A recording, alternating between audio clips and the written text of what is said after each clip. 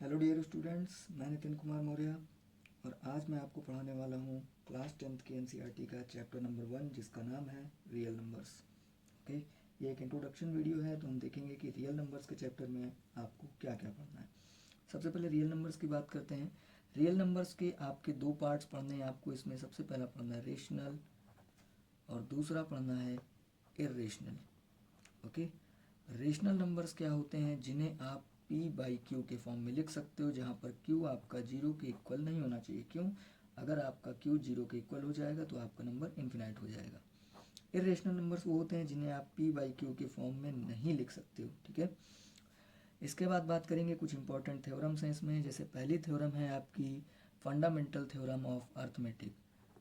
Fundamental theorem of arithmetic. इस theorem में ये बताया गया है आपको कि किसी भी कंपोजिट नंबर को आप ब्रेक डाउन कर सकते हो उसके प्राइम फैक्टर्स में। ठीक है, आप उसके प्राइम फैक्टर्स में उसको ब्रेक डाउन कर सकते हो। एग्जाम्पल के तौर पर हम ले लेते हैं कोई प्राइम नंबर, जैसे मैंने 216 ले लिया। इसका मैं फैक्टराइजेशन करूँगा, जब मैंने 2 से किया, फिर इसके बाद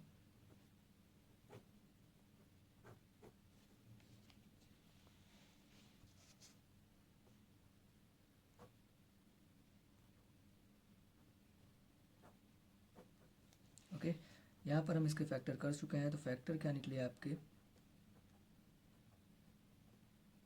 इसको आप इस तरीके भी लिख सकते हो। ठीक, आपने देखा 216 एक कंपोजिट नंबर था, लेकिन उसको ब्रेक डाउन करके हमने उसके प्राइम फैक्टर्स में तोड़ दिया। इसके बाद मैं दूसरा कोई नंबर ले लेता हूँ। मैंने ले लिया 38। ओके, 38 भी एक कंपोजिट नंबर है। इसका जब मैं फैक्टर करूँगा, ठीक, इसको आपने तोड़ा, आपने क्या देखा कि 19 मल्टीप्लाई बाई 2, ये एक कंपोजिट नंबर था और इसके ये प्राइम फैक्टर्स आ गए। ठीक, तो फंडामेंटल थ्योरम ऑफ अर्थमेटिक आपको यही बताती है कि किसी भी कंपोजिट नंबर को आप उसके प्राइम फैक्टर्स में तोड़ सकते हो। ठीक, इस चैप्टर में हम अगली चीज़ पढ़ेंगे कि अगर कोई एक नंबर है, कंपोजिट नंबर है a², हाँ, अगर p is a prime number, ये एक कंपोजिट नंबर है, ठीक, और p प्राइम नंबर है, अगर ये p प्राइम नंबर आपको a² को डिवाइड कर रहा है तो ये a को भी डिवाइड करेगा। ठीक है, मतलब अगर इसी बात को मैं आपकी बुक के लैंग्वेज में बोलूँ तो if p is a prime number, p is a prime number and p divides a², then p will also divide a। Okay, इस बात को हम यहाँ पर प्रूफ करेंगे। अगर मैं पीछे वाली थ्योरम से आपको बताऊं तो आपने देखा कि किसी भी कंपोजिट नंबर को आप उसके प्राइम फैक्टर्स में तोड़ सकते हो। ठीक, तो इसका prime factor p1, p2, p3 ऐसे करके कुछ भी हो सकता है अप टू pn। ओके, अगर मैं स्क्वायरिंग बोथ साइड कर दूं, बोथ साइड में इसका स्क्वायर कर दूं तो a मल्टीप्लाई a, इधर आ जाएगा p1, p2, p3 up to pn, p1, p2, p3 up to pn। Okay, इसको मैं लिख सकता हूँ a² is equal to p1, p2, p3, p4 up to pn। ठीक, अब आप जानते हैं कि p² का एक फैक्टर p भी होगा। ठीक, जैसा कि आप जानते हैं कि a² का एक फैक्टर जब p है तो p will divide a², and अगर p a² को डिवाइड कर रहा है तो आपका p जो है a को भी डिवाइड करेगा। क्यों? क्योंकि आपने पीछे वाली थ्योरम में पढ़ा है प्राइम फैक्टराइजेशन करने पर उसको प्राइम नंबर्स पे तोड़ा जा सकता है, किसी भी कंपोजिट नंबर को। ठीक, अब इसके बाद बात करते हैं रेशनल नंबर्स की। एक और थ्योरम आप पढ़ेंगे, उसके पहले मैं आपको एलसीएम और एचसीएफ बता दूं क्योंकि वो इसी के आगे बताया जाएगा। ठीक, एलसीएम एंड एचसीएफ। ओके, इसे भी हम प्राइम फैक्टराइजेशन मेथड से या फिर कहें फंडामेंटल थ्योरम ऑफ अर्थमेटिक से निकाल सकते हैं। ठीक, कोई एक नंबर ले लेते हैं, मान लो मैंने ले लिया 216, 36 और 6, ठीक। इन नंबर्स का हम एलसीएम और एचसीएफ निकालेंगे। सबसे पहले इनके फैक्टर्स कर लेते हैं। 216 के फैक्टर करोगे आप, आपने पीछे कर ही रखे हैं पहले से ही।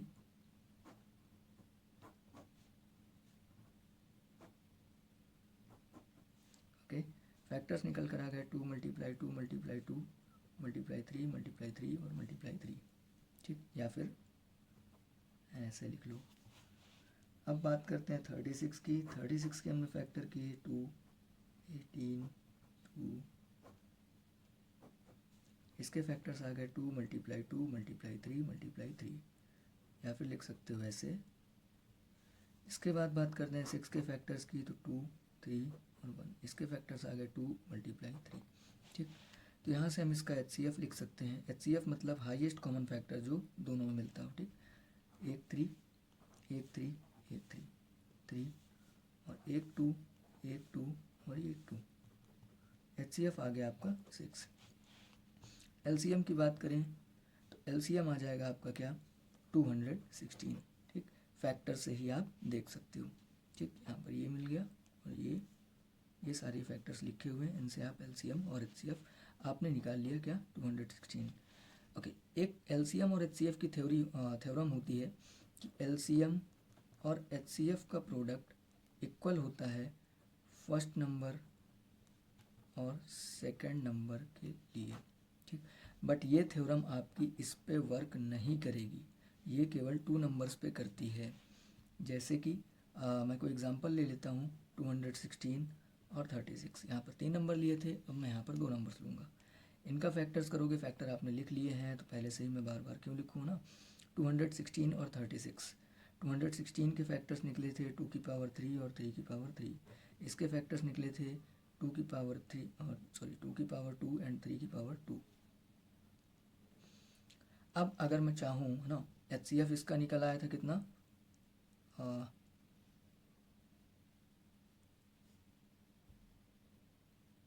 36 ना। तो LCM और HCF के मेथड से मैं LCM निकाल लूँगा इसका। अब मैं इस फॉर्मूले का यूज़ करूँगा। LCM मुझे निकालना है, HCF मेरे पास मालूम है। फर्स्ट नंबर क्या है 36, सेकंड नंबर क्या है 216, ठीक है। इसको आप जब सॉल्व करोगे 36 कट जाएगा, LCM की वैल्यू आ जाएगी 216, ठीक है। आपको इसी कॉन्सेप्ट से आगे की एक्सरसाइज में क्वेश्चंस सॉल्व करने होंगे। एक और इम्पॉर्टेंट थ्योरम इसमें दी गई है आपको इरेशनलिटी प्रूफ करने के लिए। आपके पास क्वेश्चन आएगा √2 को प्रूफ करना है is a irrational number, okay. इसको आपको प्रूफ करना है। एक मेथड होता है कॉन्ट्रैरी मेथड, है ना। कॉन्ट्रैरी मतलब विरोधाभास की अवस्था, जब आप किसी चीज़ का अपोज करते हो, किसी चीज़ का विरोध करते हो, ठीक। तो इसका प्रूफ बताने के लिए हम क्या करेंगे, सबसे पहले इसको देखेंगे, ठीक। तो यहाँ पर हम सबसे पहले इसका अपोजिट ले लेंगे। रेशनल है तो इरेशनल ले लेंगे और इरेशनल है तो रेशनल ले लेंगे, ठीक। Let √2 be a rational number. जैसा कि आपने पीछे पढ़ा है कि √2 को हमने रेशनल ले लिया है और रेशनल नंबर को हम P/Q के फॉर्म में लिख सकते हैं। Q 0 नहीं होना चाहिए, ठीक। लेकिन हो सकता है यहाँ पर कुछ इसके फैक्टर्स हों, तो हम अगर P और Q को तोड़ेंगे भी तो सबसे ज़्यादा हम उसको प्राइम फैक्टर्स में लाएंगे, ठीक। तो √2 = A/B, है ना। यहाँ पर where A and B are coprime number जानते हो ना। को प्राइम नंबर्स ऐसे नंबर्स होते हैं, ऐसा पेयर होता है प्राइम नंबर्स का जिनका एक कॉमन फैक्टर 1 होता है, उसके अलावा कोई फैक्टर नहीं होता है। अब बात करते हैं √2 = A/B। अब हम यहाँ से करेंगे स्क्वायरिंग बोथ साइड, ठीक। जब आप स्क्वायर करोगे तो इधर आ जाएगा 2, इधर आ जाएगा A²/B², ठीक। अब हम इसको इधर भेजेंगे, इसको इधर भेज देंगे, इंटरचेंज करेंगे, ठीक। यहाँ पास से आपको देखने के लिए मिला कि अगर A² डिवाइड कर रहा है 2 को तो 2 विल ऑल्सो डिवाइड A, है ना। अब अगर 2 जो है A को डिवाइड कर रहा है तो हम कह सकते हैं then we can say that 2 will divide a, so 2 is a factor of a, 2 is a factor of a। ठीक, अच्छा अब आपने यहाँ से देख लिया, ठीक है, आपने देखा क्या कि a will divide 2। ठीक, अच्छा अब यहाँ पर ये इसको डिवाइड करेगा तो कोई ना कोई इंटीजर निकल कर आएगा। हम सपोज कर लेते हैं कि इंटीजर c आ जाएगा। आप कुछ भी एज्यूम कर सकते हो, ABCD कोई भी वेरिएबल ले सकते हो, ये कोई इंटीजर होगा। ठीक है, यहाँ से आपको a की वैल्यू 2c मिली। ठीक, इसको हम पुट कर देंगे, ये इक्वेशन 1 था हमारा, इसको हम पुट करेंगे वहाँ पर। ठीक, ओके, आपने क्या पुट किया, B square is equal to A square upon 2, value put करनी है B square is equal to A की वैल्यू आपने 2c निकाली थी। ठीक, तो 2c का square upon 2, b square is equal to 4c square upon 2। ठीक, अच्छा इससे इसको काट दो, b square is equal to 2c square, इस 2 को इधर भेजेंगे तो b square by 2 is equal to c square. अब आप यहाँ पर देखो, if 2 divides b square then 2 divide b also।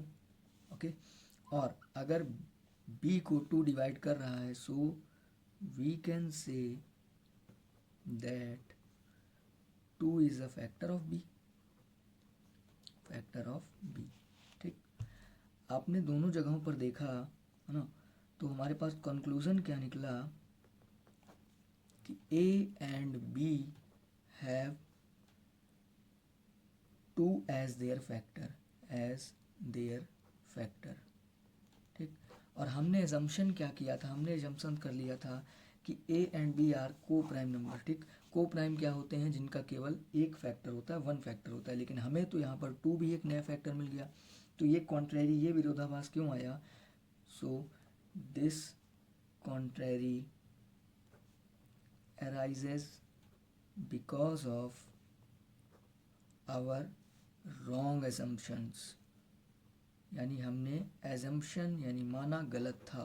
ठीक, so we can say that √2 is an irrational number। ठीक है, बस इसी कॉन्सेप्ट से आपको सारे क्वेश्चन सॉल्व करने हैं, और इस चैप्टर में जितने भी क्वेश्चंस होंगे आपको इसी के बिहाफ पर प्रूव करने हैं। ठीक है, तो इतना ही था आपके चैप्टर में, फर्स्ट चैप्टर में आपको इतना ही पढ़ना है क्लास 10th के लिए। बाकी की एक्सरसाइज मैं सॉल्व कराऊंगा आपको अगली वीडियो में। हमारे चैनल के साथ जुड़े रहिए और अपनी तैयारी करते रहिए। धन्यवाद।